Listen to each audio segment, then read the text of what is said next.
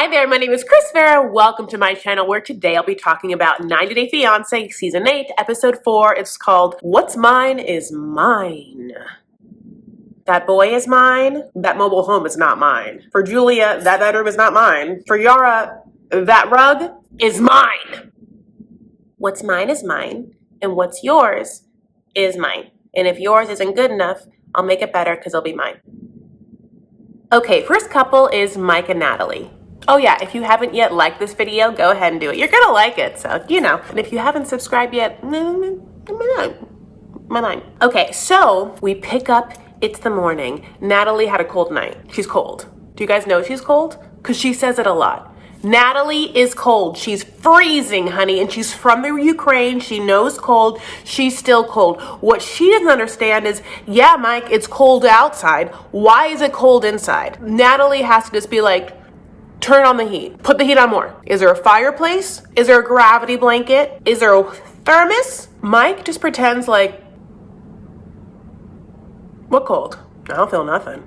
Mike could have icicles from his eyelashes and he'd be like, you're just sensitive. What's not being said is Natalie doesn't like this place. Natalie didn't understand, I think, Mike, that you live like in a mobile, prefabricated home with limited insulation. She's used to cement. She's in the middle of nowhere, honey. She's freezing her ass off. And it's breakfast time. And now Mike is going to make her breakfast. You know, remember breakfast in Ukraine, it was like eggs and tomatoes. She put like salt, pepper on the tomatoes. Like, remember that situation? Well, Mike is excited to introduce her to the world of French toast. And by introduce her to the world, make her make it. Just tell her how to make it. Make this thing. And she does not like it. It's not healthy. It's not Natalie. You know Natalie. She says she's vegan, which is of interest because she eats eggs, honey. She makes before she eats the eggs, she washes the eggs. You gotta wash the eggs. I guess you could just take that extra step. I mean, listen, some people like to wash cans of soda before they open it. Some people like to wash cans of beans before they open it. Some people like to wash lemons before they squeeze them. I don't mind giving things a little wash. I love a wash. So like the eggs thing is interesting, you know, but like that's her. Here's what's more interesting. She isn't a vegan if she eats them eggs. If you are vegan, you eat like, wait 1 second.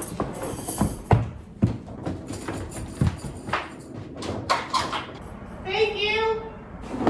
Oh my God.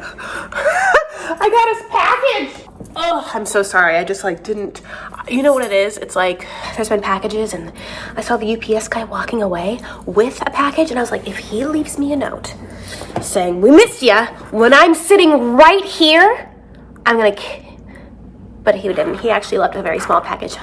He was just carrying a larger one. Whew. Okay, so this is gonna be a nightmare to edit. Vegan Zied animal products, the end. She's not into the French toast. She's like, it's not healthy, Mike. You know me, he didn't prepare. And Mike's like, not healthy, you say? Well, they just put some extra maple syrup on it and swallow it down. Natalie. God, Natalie, don't like them purple flowers, Natalie. Everything's freezing, Natalie. No French toast, Natalie. However, at the same time, it's like, Mike, you know what she likes. You're in the middle of BFE. She's gonna be at your house for the first time and you could have just gone to the local Stater Brothers and get some cabbage. You can do a lot with cabbage. She knows how to do a lot with cabbage, I'm sure. You can stuff cabbage, honey. You can steam it, you can saute it, eat it raw. Make a cabbage salad in the refrigerator, honey, with the dressing. It'll be there for days. Getting better and better each day, except for the last day, but it's not so good anymore. So then Natalie goes into the refrigerator and gets one lowly carrot, honey. Mike, I'm going to eat my carrot in the corner. Do you guys notice the fact that she's drinking a coffee mug of coffee that's like, I love New York? It's just like those moments where you're like, yeah, girl, I bet you wish you were in New York right now. Instead of squim. Then they're gonna go on a little tour of the city, honey. And she's already pouting. She's Patty McGee. And Mike's like, you know, there's a beautiful creek over here. We can fish, you know. And she's like, no, I don't like to fish. Don't you remember I'm vegan? Mike's like, oh yeah, oh yeah, okay. She's like, I saw this beautiful waterfall. Let's go to this waterfall, okay? Mike's like, yeah, that waterfall is like 3 to 4 hours away. And so he's like, I can't go this weekend because I work all week and it takes like a long time to get there and I'd be like tired. Can we go next weekend? And she does not like that. She wants to go immediately. And then someone said this and I thought it was so interesting. Maybe one of the reasons why she throws a temper tantrum, which is the only way to describe her reaction to the fact that she can't go in the next 4 days instead of just waiting 10 days, is that maybe she wanted to go to the waterfall as a romantic give me back my ring venue. And it's like, Natalie, you don't have that ring because you gave it back. You're not gonna just get it back because you wanna go somewhere. Natalie, I think, is like, the walls are coming in on her and they're thin walls, but they're still scary. She's in the middle of nowhere, honey, freezing with all these carbs.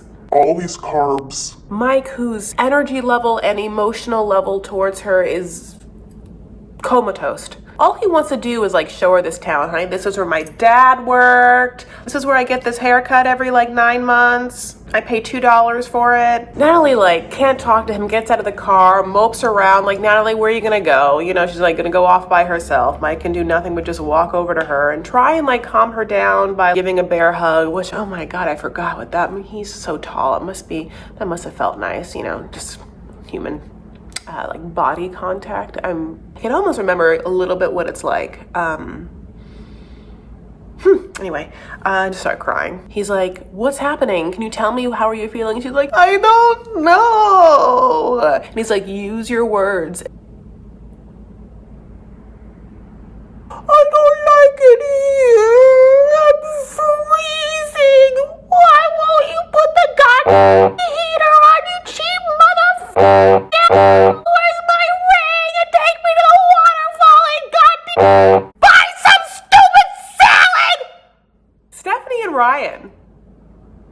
Oh, okay. So TLC really wanted to turn it up. TLC did us good. So Stephanie is, when we meet her, honey, she's doing like a light stem thing for her eyes. Also hula hooping. She's going to try me the Guinness Book of World Records for hula hooping. And I mean, she is good at that hula hooping. She can just...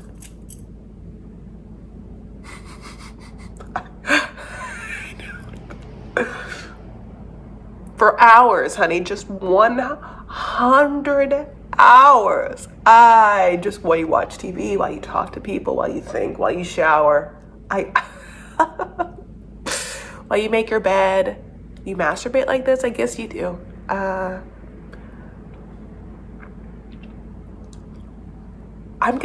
This is horrible. I have been doing this for 20 seconds at most, but it feels like 4 days already. I mean, listen, that's exactly how long she has to do it anyway, so shit.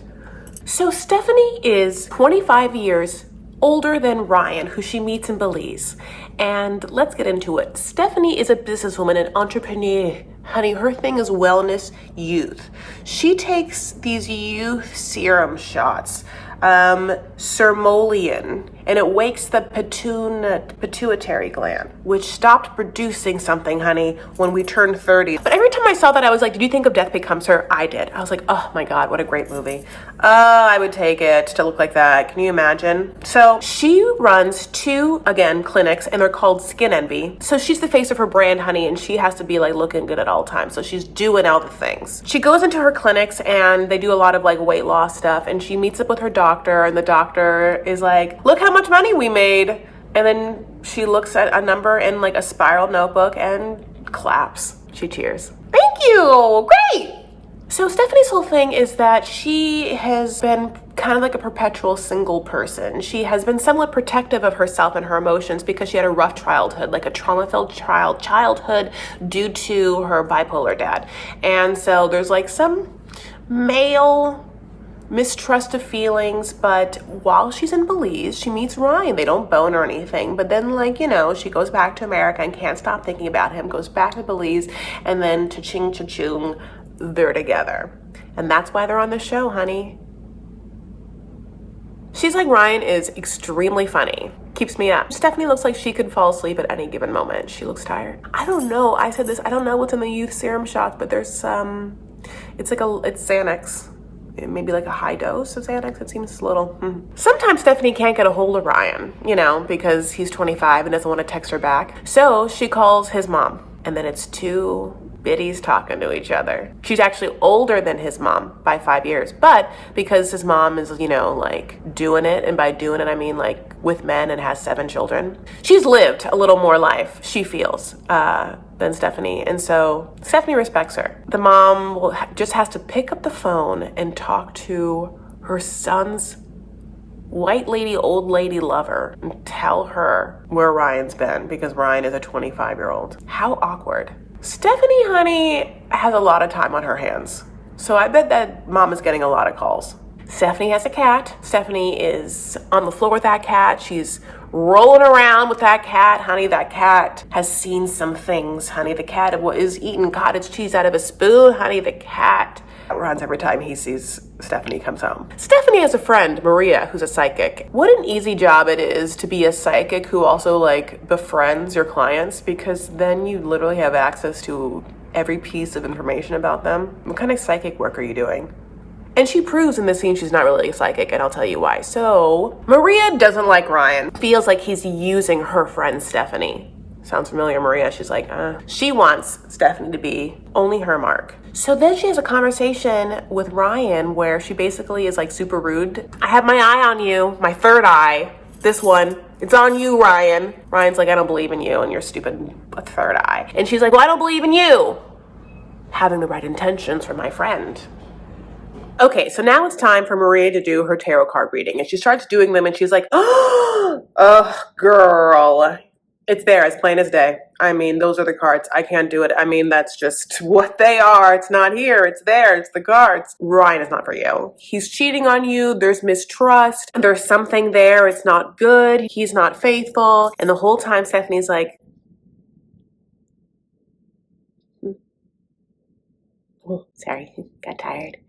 Look, I believe the cards, but there's something that Maria doesn't know, even though she's a psychic.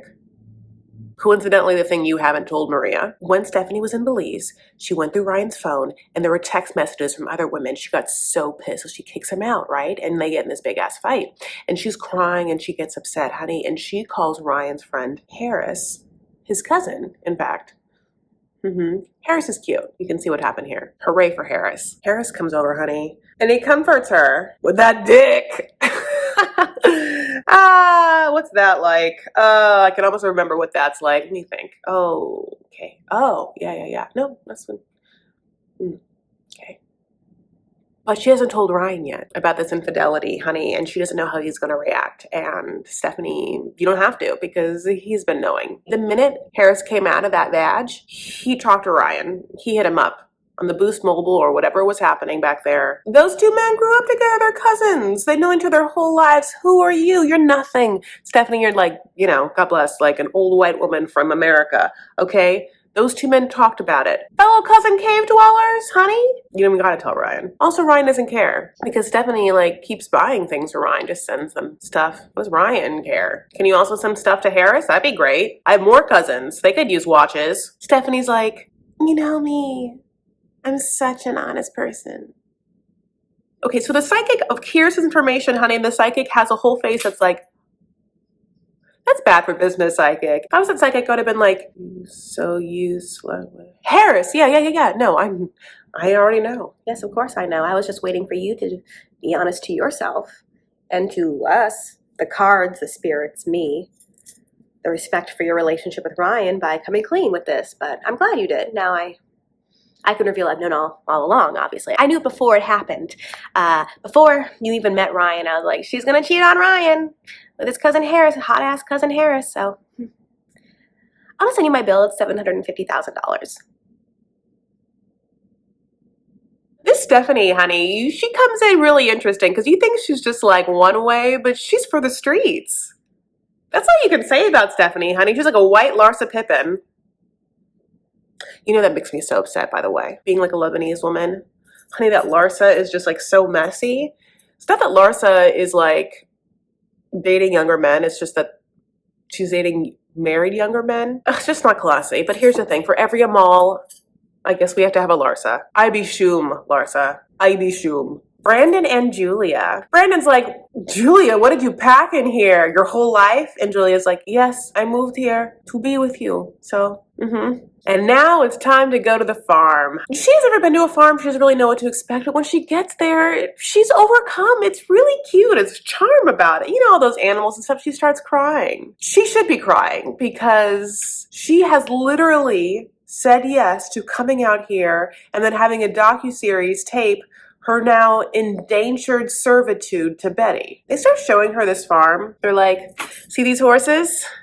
You're gonna take care of them horses. See these chickens? Let's go play with the chickens. Aren't they cute? Chickens, chickens, chickens. Back here is where you get the eggs from. Up here is where you feed them. So tomorrow morning you'll get the eggs, and right here is where you'll feed them for the rest of your life. Betty is maniacal. Betty's whole mindset in this situation is that she has procured a suitable female to now work on the farm, and when Betty thinks it's appropriate, procreate with her prized possession son. That is what it feels like. Julia is a dancer and a trainer from the city. There is no part about this woman who's ever expressed interest in working on a farm. Betty wants a full-time employee. Now, she already has Aspen, and Aspen is the farm sitter for the farm. When Betty and Joe Biden have to go somewhere, here comes Aspen, honey. Aspen also has a hairless cat and is just going to pet the hairless cat all scene long. And you know Aspen and Betty have plotted many a night to take over the world together. Aspen is Betty's sidekick, her minion, her dirty work, her muscle. And she has some guns, so that makes sense. How much is it take to go back to Russia? And we're like, yeah, no, but get it. Joe Biden just laughs. Ha ha ha ha ha ha. I said this, but this whole tour and dinner thusly feels like the expository scene of a suspense psychological horror thriller where there's going to be lots of scenes of Julia having to fight for her life. And the fact that they've set up the fact that she's a personal trainer will be like, oh good, she's strong. Then, honey, we have a tour of the bedrooms. Now, these bedrooms were part of the first scene of us meeting Betty, Joe Biden, and Brandon, which they were fixing up these rooms for Julia's arrival. Or fixing up these rooms. Brandon's room and Julia's room. Brandon's room is grandma. The kind of room that if you're a young male, your penis just jumps inside you, won't ever come out again. Julia's room is a fucking slap in the face. It's hideous. It's dirty. It's dusty.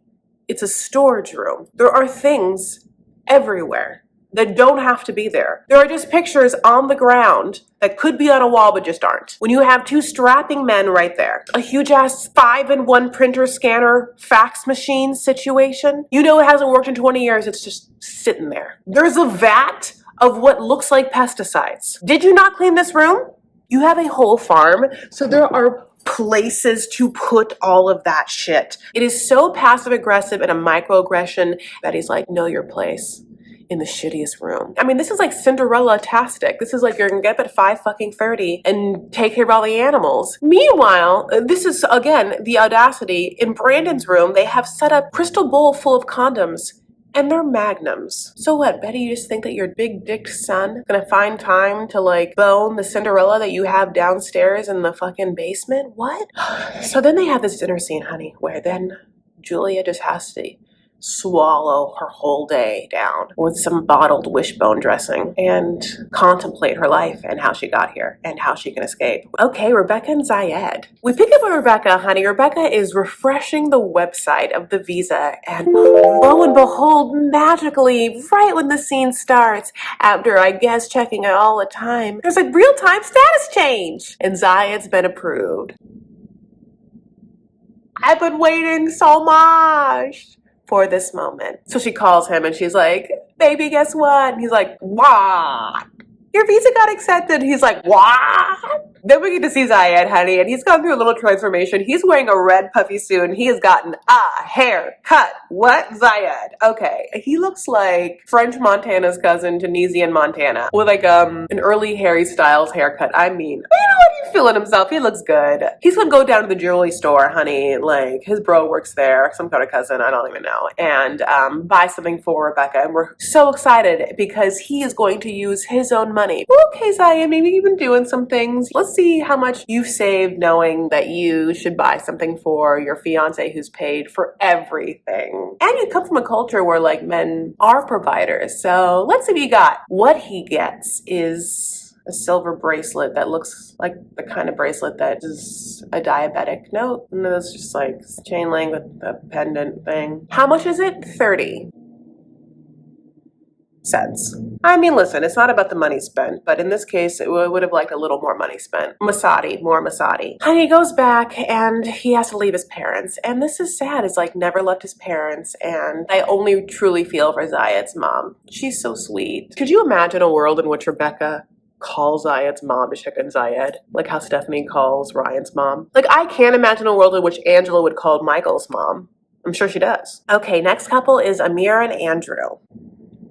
So Amira's packing, honey, and can anyone find me that beautiful white puffy Renaissance-esque shirt she's wearing as she's packing? It's so lovely. She gets ready to go, honey, and we see Amira on the train. She's taken the step that Andrew made her take, which was to avoid all the recommendations of being in a pandemic and travel across the world. That's what he wanted, so that's what she did. Much to the dismay of her father, who did not want her to do this, who does not like Andrew. He felt like it was dangerous, not a smart move. And also, what kind of man would put his beloved in such a situation? Then we cut to Andrew, who has a conversation with his mom, driving him to the airport. All he says is the one thing he fears is that he's afraid that Amira might hold it against him for the choices they made to do this, which is a crazy narcissistic way of trying to justify the fact that you pressured someone to do something that they did not want to do because of risks and consequences. And if those risks and consequences materialize, that you would be to blame.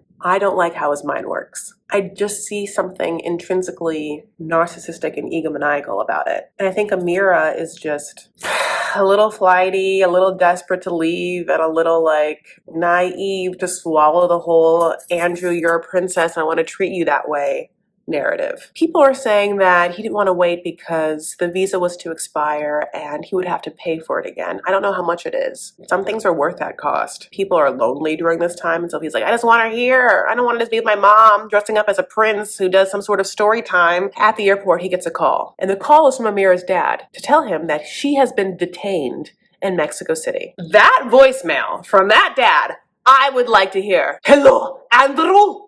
This is Amira's father.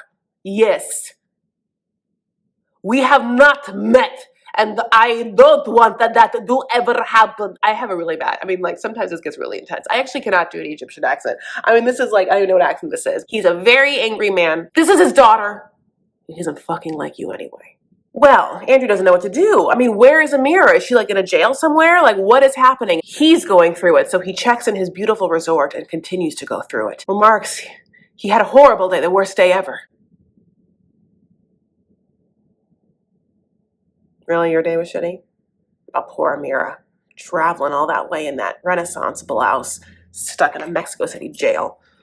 An uncomfortable blouse. Okay, next couple is Jovi and Yara. As we know, Yara hates every design choice, hates the style of his apartment. Now, here is the problem with Yara. She should at least give him the fact that he did get a good apartment, but she doesn't understand that. She thinks the apartment's shitty and all the stuff shitty. His shit, shitty. She hates all of his shit. Do you get what I'm saying here? She hates it.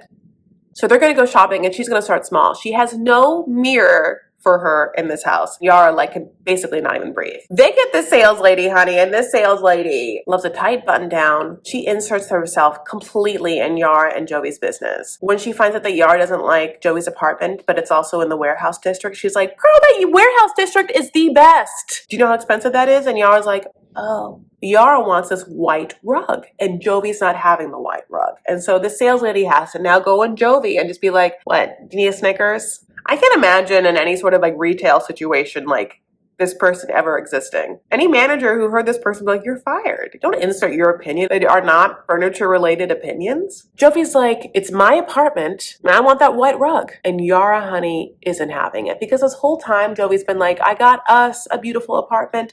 You'll love our apartment. You can decorate it, you know, blah, blah, blue. And by the way, Yara is uppity, but she has better taste than Jovi, and Jovi knows that. And if Jovi doesn't know that, he should learn it. He should let her decorate, even if it's not his style. Who cares? Jovi, what is your style? What is your style, Jovi? Right. So let her do it. She's gonna do a better job than him. That's why she should do it. Yara's so pissed at this, so she just leaves. She like walks out, honey. So Jovi, what? You don't buy anything? No rug, no mirror, no nothing. She puts on sunglasses because she has sunglasses. Just pouts with her extensions and her sunglasses. Jovi's backpedaling everywhere he goes. At first he's like, it's not that I don't want a white rug, and I guess I do admit that it would look good with the mirror that you picked. So then they just get home, and guess what? He acquiesces. And is like, well, just buy it online. I'll be here in 4 days. Yara gets her way. Take notes. Because what's happening to Julia wouldn't happen to Yara. Can you imagine? I really want you to. Imagine Yara stepping out to that farm, and it's cute. She's crying. She likes it too. Yara probably would like the farm, but she wouldn't ever spend the night anywhere she didn't want to. But Julia is. So you can sit here with me and talk shit about Yara all day long, but if you were in the situation that Julia was in, you would be happy, thankful to have Yara be part of your personality. She doesn't do anything she doesn't want to do. Yara also wouldn't be doing all the boo-hooing, pouting that Natalie's doing. Yara would show up at Mike's and be like, it's freezing, get a space heater and put it on or I'm leaving. And he would or he wouldn't. She would leave or whatnot. We wouldn't have this, oh, Mike, I'm cold, though. Oh, I'm cold, Mike. I mean, I swear to God, I'm being inspired by Yara. And I feel like people are going to get mad at me, but there is an inspiration about it. Like, she treats herself the way that she expects others to treat her, and she knows what she wants and what she'll accept and what she won't. She gets the rug, and she gets the mirror. And indubitably a better living experience right now than the other women. Maybe it's an unfinished apartment, but it's a brand new apartment in a lovely part of a major city. The other girls would only kill for that. Okay, my loves, here we are. I really enjoyed this episode. I'm really into this season. I love it, in fact. If you haven't yet, I would love to encourage you to subscribe to my channel, maybe like this video. God bless, you do you. Of course, you can follow me on Instagram and Twitter. I am at Chris L. Farah, and I also have a Facebook group. It's called Vanity Fair, and I always post there before I do my lives and, well, throughout the week and do stuff like that. Wow! Can you believe it? We're done with this year. We'll throw it away. Brand new year, 2021.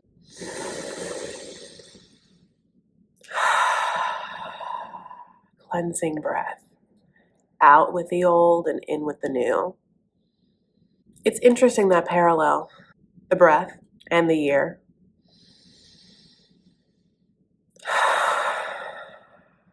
Out with the old, in with the new. Just this constant cycle. Thus is life. And we deserve some new. So, from my heart and my soul to yours, I sincerely wish us all a better year in 2021. A year full of promise and health and laughter and joy and family and friends and warmth. Love you so much. Take care of yourselves and each other. Stand up for what you believe and make art. Okay, baby boos. Bye.